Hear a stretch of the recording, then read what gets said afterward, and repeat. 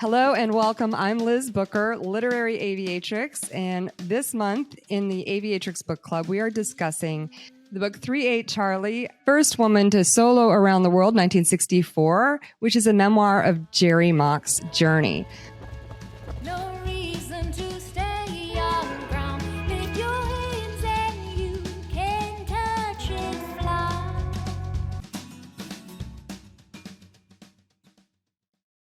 Unfortunately, Jerrie is no longer with us. She passed away in 2014, but we have a great panel of guests who have connections to her and her story and their own stories as well. And I'm excited. I will go ahead and introduce each one of them. Wendy Hollinger, who is the publisher of 38 Charlie. The book was out of print and she took it on, and she'll give us that story when we get to her. Welcome, Wendy. We have Nancy Roe Pimm, who is a children's and young adult author who has written the biography of Jerrie Mock, the Jerrie Mock Story, the first woman to fly solo around the world, which I think is an excellent companion to Jerrie's memoir. Welcome, Nancy. Hey, nice to be here. Thank you. And we have the previous record holder for youngest woman to fly solo around the world, Shaesta Waiz. Hi, Liz. Thanks for having me. Thank you guys so much for being here. Wendy, I would love to start with you and hear how you came to Jerrie's story and what inspired you to continue publishing this book. Great. Thanks so much. And I'm just so enthusiastic to be with you, and especially with Nancy and Shaesta. What a great group. I was at my local EAA meeting in Newark, Ohio, in Jerrie's hometown. And her sister, Susan Reed, who has continued to speak and share Jerrie's story, especially in our area, spoke to all these local pilots who did not know Jerrie's story. They were local to her hometown, and they were pilots, and they didn't know her story, and we couldn't believe it. And we said, why can't we buy this book? And her sister Susan Reed explained that the book was published in 1970 by Lippincott, only 1,000 copies, and that particular edition, I think most of us might have one, very expensive, but certainly hard to get. And I said, wow, we make books. We could change this. Can you put us in touch? And so Susan introduced us to Jerrie. She invited us to come down. We flew down, and like Nancy, we stayed right close to her there in a bed and breakfast. And she allowed us to photograph over 825 pieces of the documentation that were a part of this trip. So we have that archived and available now. And we just asked permission to republish this book and make it available. She had looked at that a couple times over the years. We were just the right people at the right time. My partner, Dale, is an aircraft mechanic and private pilot. I'm a student pilot and a publisher. We had all those pieces, and Jerrie was, we were coming up on the 50th anniversary of the flight. She was going to be 88 years old, and she knew she needed to say yes, I think. So we were so blessed to have that opportunity to bring her book back to and make it available. We first created a collectible edition, a hard copy, and 1,000 of those numbered editions were made, and those were really used to increase awareness. The Columbus Foundation created an entire initiative around Jerrie, and they utilized those books to raise money. We created a fund in Newark to raise money for a statue at the Works Museum in Newark, Ohio, and those books were used to push the story and inspire people and encourage people to become involved. Once we were coming close to the 50th anniversary, we then made an ebook and a paperback available as well, so that they could be accessible to anybody, very inexpensive, try to get them into more schools. And I'm very excited to say that now that her plane is being placed in a new exhibit in the Smithsonian, I've published a new color copy of the book with a special introduction to tell folks about that display. So I also want to say how honored I was to have the opportunity to then help connect people like Nancy and Shaesta. Because we made the book available, our name was one of the few that was out there connected to Jerrie. She wasn't very accessible. Her family wasn't very accessible. And we kind of became a default ambassador, which we just embraced fully. And so the opportunity to be able to introduce Shaesta, who would go on to become the next woman to fly solo around the world, and Nancy to be able to make her biography. Those are all just wonderful experiences and blessings that we had through that opportunity. Well, what an incredible, amazing effort on your part, and certainly has done the job by bringing this book to so many more readers.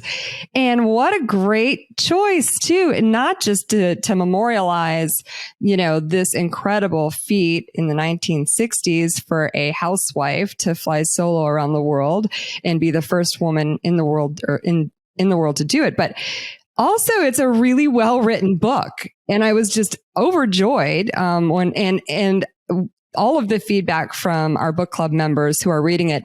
And in fact, it's surprising because we've read a book a month, sometimes 2 books in a month, and I've never seen so many comments in our chats about how much everybody is enjoying reading the book that month. So that is incredible. It is equal parts, of interest to sort of techie, high, like flying magazine audience, really interested in the aviation parts and the engineering parts, but also to, people who are interested in world travel and reading about exotic places, and then also to the Better Homes and Gardens audience, because she just has these gorgeous descriptions of not just the setting, but also of sort of the culture and customs, tea parties, and all of her social events. So I just think it appeals to such an incredibly broad audience. It was just a really good bet on your part. So thank you for the work that you've done to keep this story alive. It's amazing. And so, Nancy, how did you come to write a young adult biography about Jerrie? Yes, I love writing for kids, young adult, and even picture books. Wrote one about Shaesta. But with Jerrie, we talked about the 50th anniversary. It was right around then. I was in my kitchen just cooking dinner, and all of a sudden I hear, we're here to Port Columbus, our local airport, to celebrate the 50th anniversary, the first woman to fly solo around the world. And it caught my attention because I thought, right away, Amelia Earhart. And then I went, wait, she didn't make it. And then I was like, who is the first woman to fly around the world? I have no idea. So then stay tuned after the commercial. And then they say Jerrie Mock. And then they say she's a housewife from Newark, Ohio, which is an hour from my home. And the more they spoke, the more curious and excited I got. Cause as a writer, I love other people's stories and writing them and getting excited about it and sharing them with the next generation. So I went upstairs to the computer. I started looking up things. And the more I found about her, the more intrigued I was. And I said, I'm going to call 411, which I haven't done forever. I don't know if it still works even. I called 411 and see, can I get her phone number? So when I have my research ready, I'll give her a call. Because I found out with my research, she was in Quincy, Florida. She was no longer an hour away. She was now in Florida. So I could say, Jerrie Mock, Quincy, Florida. And also I hear, hello. I'm like, hello? Is this Jerrie Mock? And she says, yes. I'm like, Jerrie Mock, who flew around the world? And she's like, yes. And it was just so funny because I was so unprepared. And I was just like bubbling, like, oh my gosh, you're so inspirational. I have to tell your story. And she goes, oh, honey, I was just having a little fun in my plane. And then the more she talked, the more I fell in love with her, humble and gracious. And then she says, come on to Quincy, Florida. And I hopped in my car. And I said, I'm doing this. And I just went down there and stayed in that bed and breakfast, which was this beautiful mansion type of place. And we spoke for days and days. And I had wanted to take her to the airport because she had wanted to have a little field trip, but she was exhausted because there was so much. She just took me around the entire flight, and then she was signed off on it at the end saying that she wanted me to write this book. So it was such a blessing. And Wendy helped me out with all the pictures because she didn't want to go through all that again. So we shared pictures, and that's how I got to meet Wendy and Dale. And then she also told me that Shaesta had been there 2 weeks before. And she goes, yes, this girl came 2 weeks ago, right? Just like you, she was sitting here and asking me how to fly around the world. And she goes, and I know she's going to do it. And she was like all excited for Shaesta. And I don't know, it's just a beautiful thing. And I felt like such a blessing. And also the timing, like you said, Wendy, it just felt like everything was just meant to be. It was like, because she said no to so many other people. And for her to say yes to me at that time, it just felt like, I don't know, serendipity and such a blessing all at the same time. So I read the story, yeah, and I love going to schools and telling the kids to believe in your dreams. And she has these quotes that are just amazing.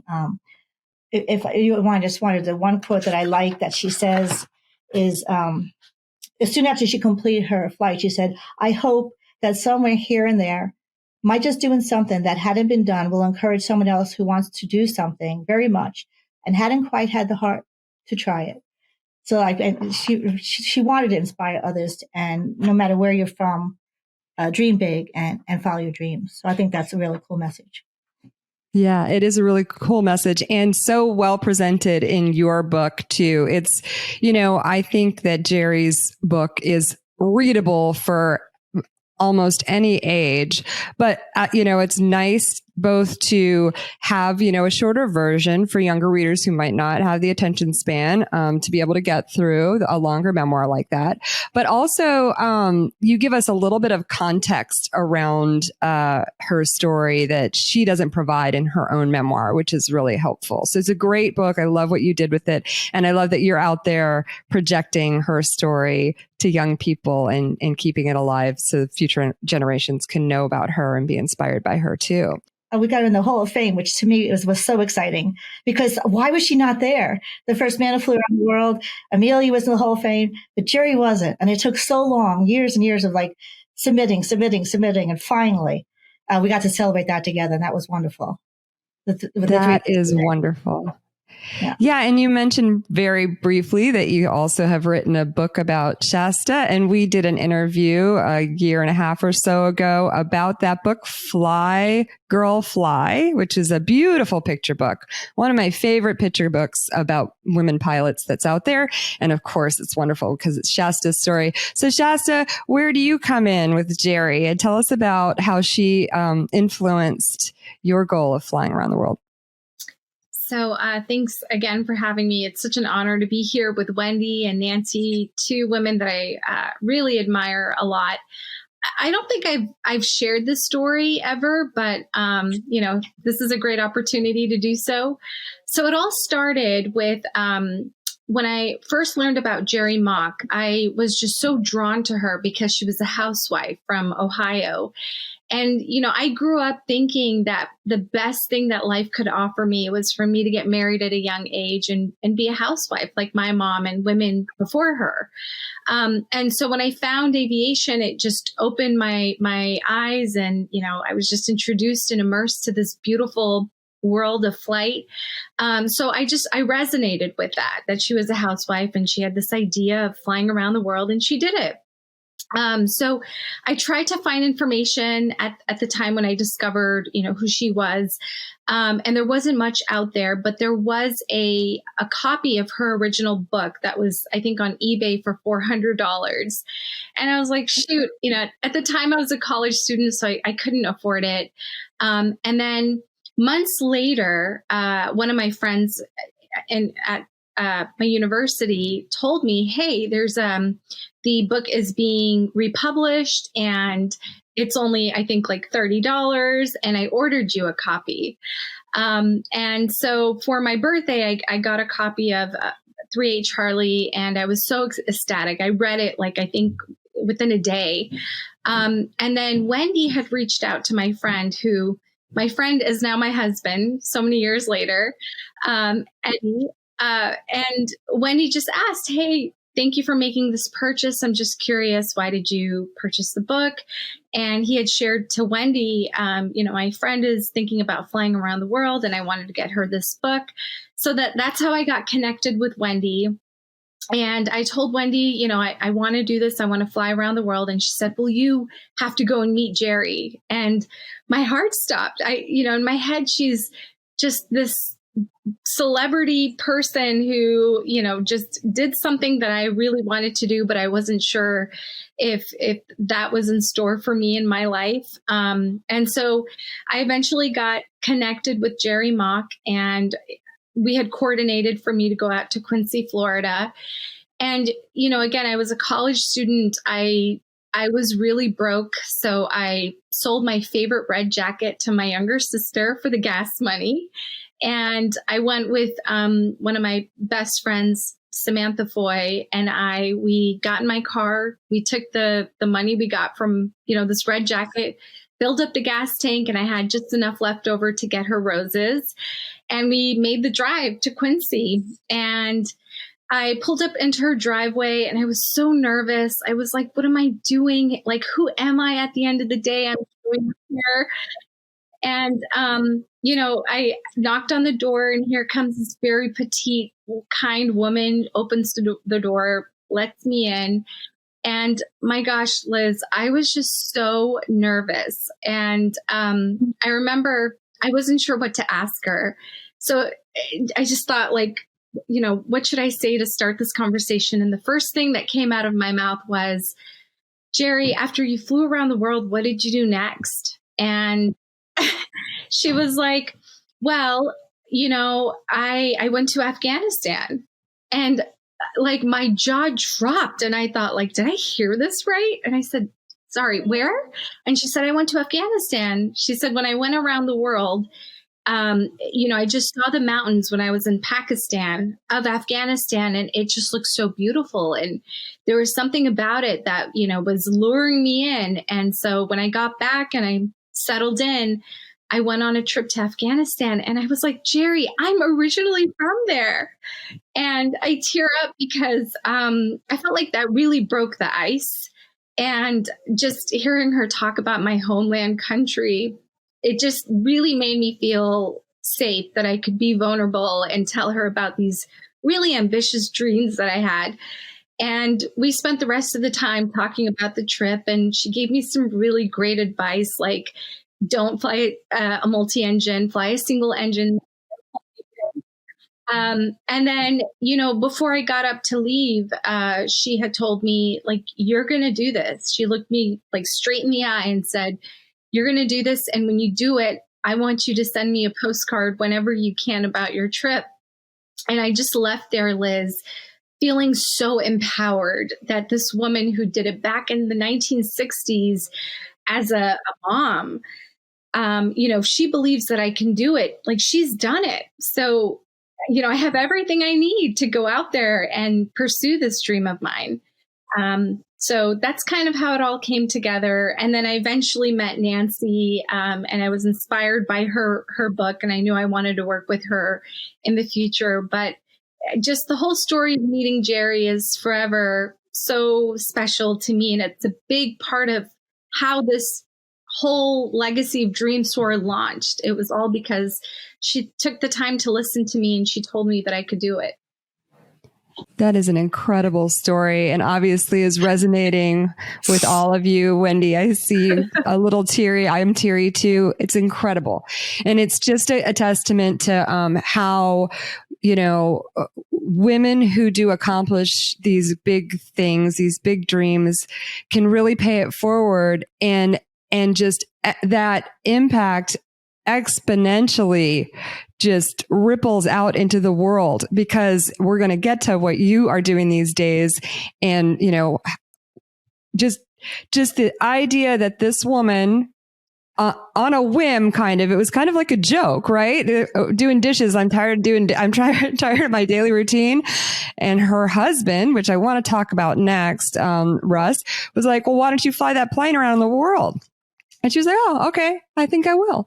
So, just that decision that she actually followed through on, and then to inspire someone like you, and then we'll carry it on to like Zara, who is the most recent record holder, and just the incredible impact and inspiration that you guys have rippling out in the world is so impactful. And what a beautiful story. So I want to talk a little bit about this 1960s. So she started flying in the 50s. Both she and her husband, I think they got their private pilot's license on the same day, even together, only a few years before she launched on this trip. And she had only ever done instrument flying with an instructor with her. So I was at both parts, really thrilled and inspired that she had the courage to go do this thing, and also was kind of cringing quite a bit about her lack of experience and preparation for some of the situations that she ended up being in. And also this interesting dynamic that was going on in this couple where, it's the 1960s. If it had been her idea in a different household, I'm going to go fly around the world, the response might have been very different. But here you had a man who was supporting her. And then the dynamic gets really strange when there's this element of pressure with Joan Merriam Smith deciding at the very same time that she is going to fly solo around the world. And now it's a race. And it seemed like her husband almost kind of took it on as his own little project to get her to win, more for his benefit than hers, is kind of how I read that. Tell me about your perceptions, especially since, Wendy, you may have had a chance to talk to her about this, or Shaesta. I definitely think so. You're right in that they were non-standard because he was supportive of her doing those kinds of things, even though he was still kind of domineering and pressuring. He was still supportive. She was doing something very unusual for a woman at that time, for sure. So he must have known what a special gem he had, to be able to do that. And I don't think she lets on a lot in the book. She doesn't come across as resentful. She gets a little fussy and agitated, and we have to remember that he was a pilot. And so when she's saying things like, when he's saying, "You've got to fly, woman," and she's saying, "No, I'm not going to, because I'm the pilot in command." That is a really interesting dynamic. He did have his own goals, and I think he wanted a lot more to happen connected to that as a bit of a parachute for them to go on in other aspects of their life, which just wasn't really a fit for her. Yeah, she just wanted to travel in the world and see all the different cultures, and wasn't even happy about the whole race aspect, because she wanted to be immersed in the people and the food and the culture. Last thing she wanted was a race, but he just took that and thought that, let's get in the history books. And that was what he was all about, which wasn't her agenda at all. And Joan was a professional pilot too, and her husband was a Navy pilot.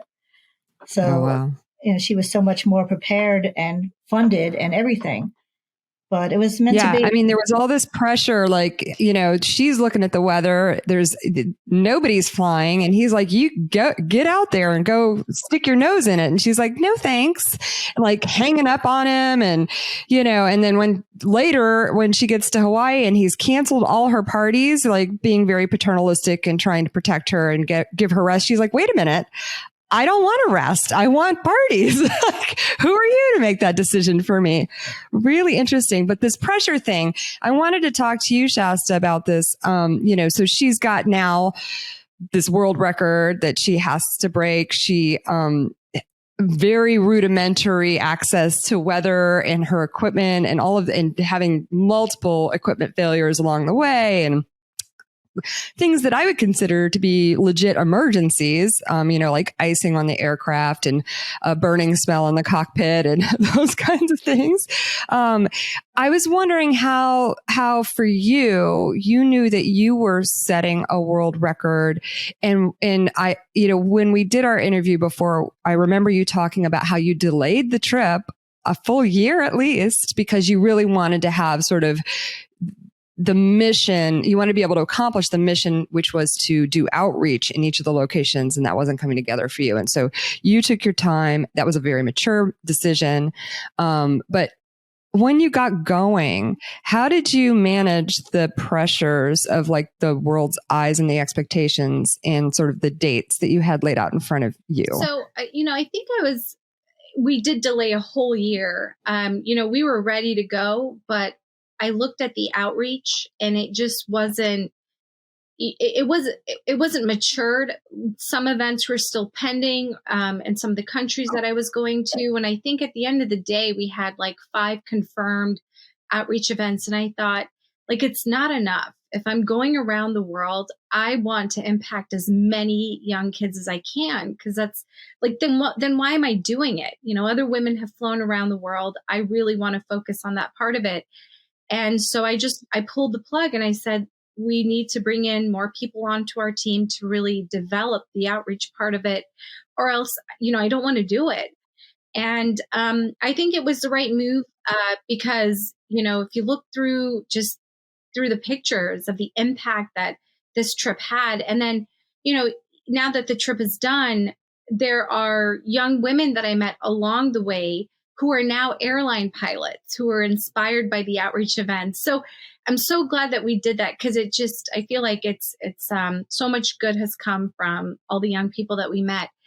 But, you know, I can kind of relate to the pressure part, because although I didn't have a husband, Wendy, I feel like you put it so nicely, because I was pretty upset that her husband was pressuring her the way he did. And so I felt some pressure in the sense that the day before I took off to fly around the world, a very experienced Bonanza pilot, and I flew an A36 Bonanza around the world, a very experienced one from a big trade association, sent me and my board of directors at Dreamsoar an email, and the subject line said, "Don't take off tomorrow, you will kill yourself." And I know it was pretty dramatic. And in the email, he goes on to explain how many hours he has in a Bonanza and how experienced he is. And he's just like, this is not a joke. This is not a fun thing to do. This is, you know, you're going to kill yourself. And that was very discouraging. And, you know, I remember the night before just sitting up thinking, like, how am I going to respond? And when I woke up that morning, I thought, you know what, I'm not going to respond to him, because the only thing I can do to change this person's mind is to get into that airplane and do it. And so, I took off, and, you know, I also knew how much people had invested in the trip, in the sense of just financial resources, time. And so I wanted to be very mindful of the schedule that was put out there. And by the time I got to Halifax, Nova Scotia, getting ready to cross the Atlantic Ocean, 3 hours into my flight, I had my HF antenna snap off the plane, which made me turn around and eventually get to St. John's, Newfoundland, to, you know, get all of that fixed and really prepare myself for the Atlantic crossing. And I have to say, Liz, you know, I don't know how best to describe it, but when I experienced the antenna coming off of the airplane, and I remember I looked down into the ocean and I saw icebergs, you know, it was very real for me. It really shook me and woke me up. And it reminded me that this really is a very serious undertaking. And this will probably not be the last time something like this happens. So when I got back to St. John's and the plane was down for maintenance, I took some time to just kind of shut my emotions off.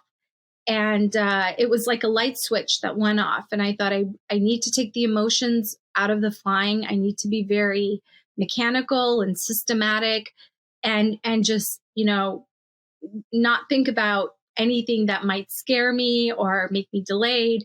So I think from that point on, from St. John's going around the world, I just felt very like shut off. And in some ways, you know, it was good because it helped me really stay focused on the flying.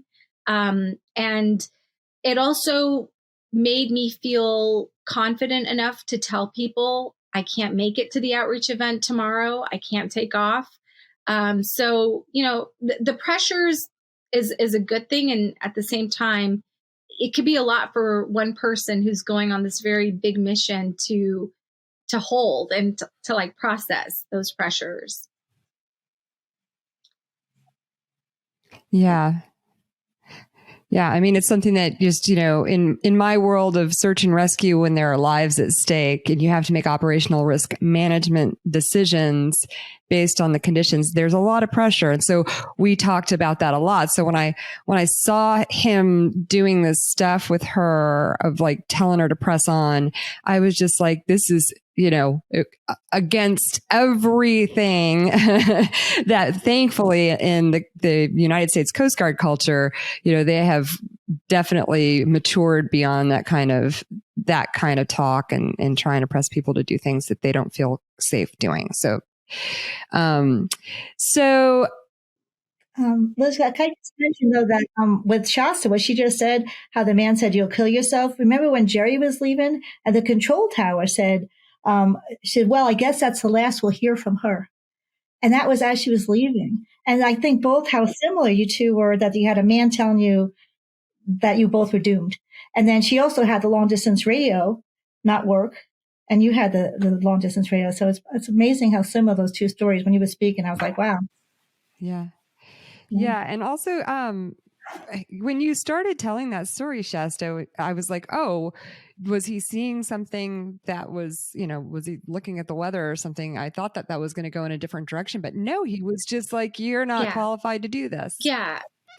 And I had some conversations with him before, and it was very invasive. Like, I felt like he was really trying to catch me and, not knowing something. And, I have to say he is very experienced. And so I think what helped me get over that was, at the end of the day, this person doesn't know my limitations. He obviously has certain limitations with the Bonanza airplane and with his pilot ship, but like, he's never flown around the world. So who is he to tell me that I can't do this? And I just kept going back to Jerrie Mock and there's another experience that maybe Wendy will share with you, but I found that, in the 5 years that I had planned for the trip around the world, there were very big moments that really reassured me about how I was the one to be next in flying around the world. And so I'm very grateful for the 5 years, because I felt like it really shaped me to be that woman, to get into that airplane the day that I took off. But yeah, it was hard to see that. And when I finished the trip, someone had told him, "Hey, she made it." And he was like, "Oh, well, good for her." He kind of brushed it off, but yeah.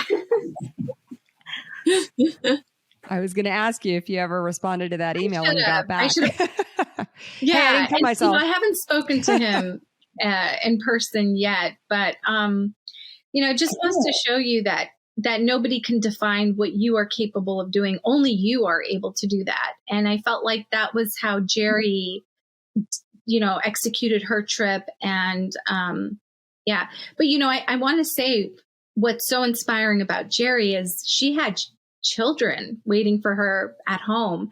And to be quite honest, now that I'm a mom, I don't think I would have gone on the trip if I had kids, because that's a big responsibility. So, well, Wendy, when we spoke the other night on the book club, you mentioned that as a publisher who has gone through this process with this book and obviously it's had a lot of value, that you would be willing to consider other amazing stories about women in aviation that are out of print. Just say a little bit more about that, just for the listeners, in case there's something in their mind that they want to push your way. And I want to say one other thing because you do talk so much about publishing on this podcast as well, and the challenges and the experiences. And I did not, I had not published prior to this. I've worked with the publishing industry for 20 years and been a provider, but I had not published on my own until we took on this project. And because the first edition was a gold embossed full color hard copy collectible piece, we had to invest in that print run, right? And so her book is still not print on demand. There is an ebook that makes it available. So I have done all the fulfillment on that book from the very beginning.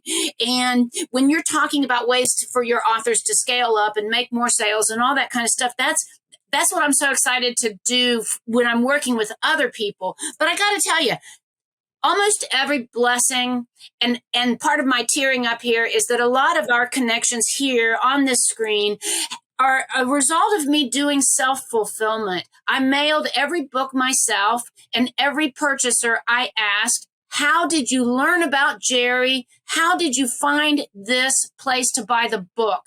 I really wanted to know, why don't we know about her? Let's fix this. And so I wanted to find out, did they hear it from me? Did they hear it on the radio? Did somebody tell them? Did they go to Embry Riddle and talk about pilots, And so I got to meet people who lived at Wake Island when she was there and sent photos. I got to meet a man who was a little boy in El Paso who went on to scatter her ashes. I got to meet Shaesta Waiz, who would become the next woman to fly solo around the world. And all of that happened because I mailed those books myself. A real manual labor piece that has just the benefits that have come out of that are beyond imagine. It's non-traditional, not what you're going to be imagining that you're going to be suggesting for people. And most of us don't have such a, trying to figure out past history for her story that was so long ago. But it's just a reminder that even when you come at things from crazy angles, there might be some blessings. In regard to the folks who those books that are out of print, I do want to capture those. I think that there are more great women in aviation stories that were never printed by Lippincott, that were printed by the base or the school or the family, and I see them at Oshkosh. You guys see them when you go places like that in the book barn, and they're all gray, and you think, wow, this is the coolest thing ever. Well, we can get those things back to print, and I would love to work with folks to say, have you got one of those? Do you know a family member? Can we check that copyright? Let's make sure we don't step on any toes. And if there's family, let's work with them. But there's no reason that we shouldn't be scanning those books and bringing those back to print. That's amazing. And yeah, so for any listener out there, and I'll put this in the Facebook group too, and on social media, if there's a favorite book out there, because I know, when I started this project, I reached out to everyone and said, hey, throw your favorites on the Facebook page, building the website. So the Aviatrix Book Review website is going through a facelift with the help of Shaesta and her colleague Michael Wilds, and I'm really excited about it because the big upgrade on this website is that people will be able to search by categories and genres and those kinds of things. But as I go through and clean up the website, and I'm using Amazon because that they have the largest selection of books. So it's the most accessible. I'll also be adding like an independent bookstore option to the books that you can get that way. But as I go through and I'm cleaning up and just looking at the books that I had on the website, I'm finding that many of them are out of print, and I know that some of them are favorites of our audience. So get that information to me, get it to Wendy, and that way she can take a look at them and see if there's anything that we can do to bring those stories back. So Nancy, I would love to know, you've kind of dug in on this women in aviation thing, in addition to the other exciting stories that you have told over the years and continue to tell. I'm wondering what you hope that your own legacy is as a writer. Well, I just love believing in dreams, because when I was a 10-year-old, I wrote my first book, and I was told, even by my own mother, not to pursue the career as a writer because they said it was a pipe dream. It was too hard. You'll never get published. So I got all kinds of pushback from friends, family, and I became a dental hygienist for years. And I always had this burning desire, but I just kept it down. I just did, was a housewife, dental hygienist. And then my husband became an Indy 500. He raced Indy 500, raced Daytona 500. And he was a 10-year-old boy who was a farm, lived on a farm. And he had a dream being a race car driver. And I never thought he'd be in the Indy 500. And I'm like, what? How did you do that? So he did the two phenomenal, like the biggest races in the world. And I thought, if he could do that, why can't I get published? So I used someone else to inspire my own dream. And I finally put, pen to paper and sat at the computer and started writing. And so I go around to schools, and that's why I love these kind of books, because all these books align with my, platform of believe in your dreams. Like have a dream, follow it, and never give up. And the only way you're going to fail is if you stop trying. And so right now I'm working on 2 more aviation books. Like you said, I love the aviation world. When I go to these conferences, women in aviation, those women don't walk around; they strut around. I mean, they are confident women, and I just love it. It's just like love this. I had a friend who described us as not just women pilots, but pilots in general as appropriately arrogant. Exactly, I love it. So they're my people, and I'm really enjoying it. And right now with Meryl Tangostill, she's a U2 pilot, and I just wrote her picture book, and I love the way it turned out. It's with my agent right now, and Patty Wagstaff, first woman, national champion aerobatics. And these stories, once again, nobody just became the champion. Like they had to work hard and have failure and never give up. And I just love those stories. So that's what I'm going to keep writing them. Is that more I find, I'm just never going to stop because and we can inspire each other and learn from each other. So, and I just want to say, I know to all the publishers out there, please get these books. We need this representation. We need aviation in the hands of young people, and we will help sell the books. So please get them out into the world so that that our young people can read their stories. Especially women, because it's still 5%. Yeah. Is it still that bad? Yeah, 5% women. Yeah, I mean, no change in 100 years. That's pretty pathetic. So yeah, we're all trying to do something about that. And Shaesta is having a huge impact in that way. Shaesta, talk about the things that you're doing. Yeah. Now. So, the flight around the world, it really was a very powerful experience for me personally. When you take away the flying, just meeting 3,000 kids and hearing their stories and seeing the excitement in their faces about aviation. It was really powerful. And I remember when I got back from the trip, I thought I need to do something with that. I need to find a way to empower those kids that I met along the way. And Dream Soar, after the trip ended, we went on to participate in over 60 outreach events all over the country. We met with over 25,000 kids. And I found that it was to inspire a young person to get into aviation. It was relatively the easy part. The hard part would come after when you would have to direct these young inspired kids to where to go to learn more about aviation, the career opportunities, the scholarship opportunities. And so we recognized that there was not a one-stop shop hub for anyone interested in aviation to go and discover the entire aviation ecosystem.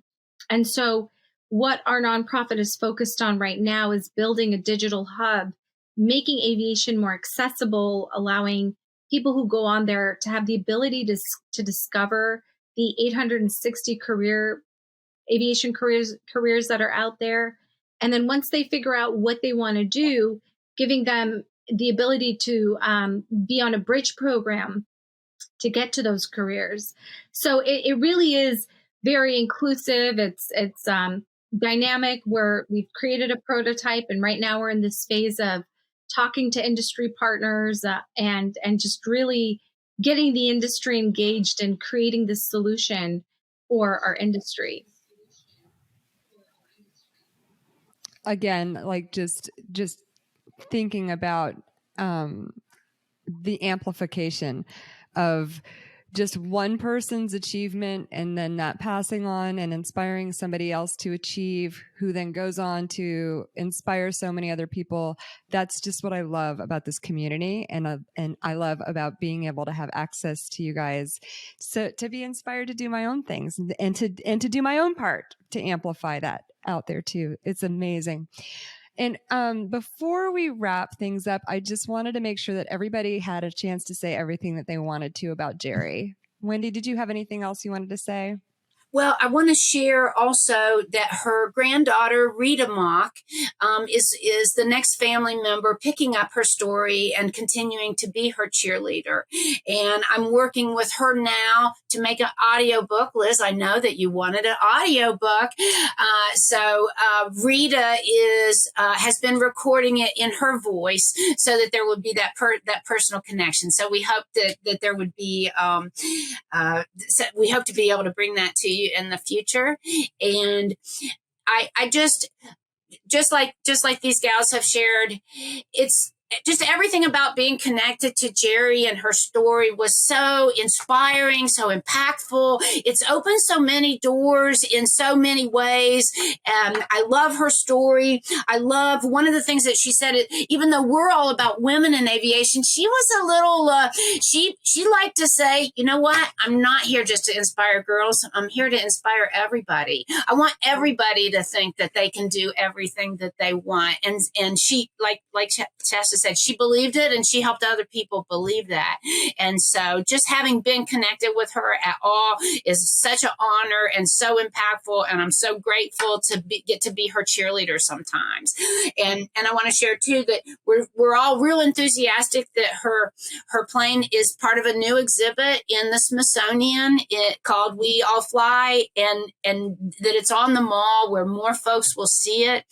We had hoped to have a little bit of a gathering or something special maybe when it opened, and we weren't able to get that together. So ladies, if you'll please put it on your calendar, we are going to do something next year. It will be the 60th anniversary of her flight, and we need to see that display, and we need to honor her in DC at that time.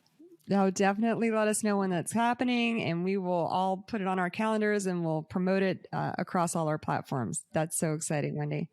Yeah. Nancy, did you have anything else you wanted to say? Oh, that is awesome, Wendy. I'm glad that, I can't wait to see that in the Smithsonian, because when it was Udvar Hazy, I kept saying, why is she not in the Smithsonian? They had her in such a spot you couldn't even find Charlie when I was looking for her. I know, but I love the Udvar Hazy. It's my favorite. But yeah, but he was way up in the rafters. You could, I asked people, where is Charlie? And nobody even knew. But anyway, the one thing I do want to say about Jerrie, the one thing that she told me was so important to her, she was a huge fan of Amelia Earhart. She would race home, she said, that to listen to the radio to hear her next adventure. And she lived through Amelia, and she was so devastated when Amelia disappeared. And so the one thing she wanted to do was, when the Russians took away Amelia, had the longest distance flight for a woman, and the Russians took that from our country and Amelia, and that was her goal, to get that back to America, and she did it. And I have written down it was 4,528 miles nonstop, 31 hours. I mean, it even hurt her hip. She was having trouble with the hip for the rest of her life, but she did it. And 31 hours in the air, and it was April 9th and 10th, 1966. So she said that's something she wanted people to know, that she beat the Russians. So. And the way incredible. She flew in the Voodoo fighter at the speed of sound, when she instead of 150 miles, she was going 1,000 miles per hour. So she just was remarkable in so many ways. Youth Has It Say, she had a program with the kids where she had, almost like a Jeopardy for kids. And they talked about everything from politics to just all kinds of topics. Yeah. So, and she loved to cook, and she was just the most amazing person. So like Wendy said, I think it was such a blessing. We all got to meet her. It was an honor to meet her, and she was an amazing woman. So just going back to the amplification of one woman, when Zara Rutherford, a 19-year-old young woman from Belgium, reached out to me and shared with me that she wanted to fly around the world, as I was getting ready to meet with her over Zoom, I thought a lot about my interactions, my first interaction with Jerrie Mock, and just the way that she embraced me and empowered me. I wanted to be sure that I did that the same to Zara. And so, when I just think back of Jerrie Mock, her legacy to me, and then me being able to pass that over to Zara, it's so strong. And I know that Zara will do the same with, other women who will fly around the world. So just the passing over of the torch, it started with Jerrie, and I just feel like it's going to be so strong. And I'm so glad that I had the opportunity to meet her and learn from her. And she's such an amazing one. And exactly. Then pay it forward. Yeah. And then pay it forward in such a direct way.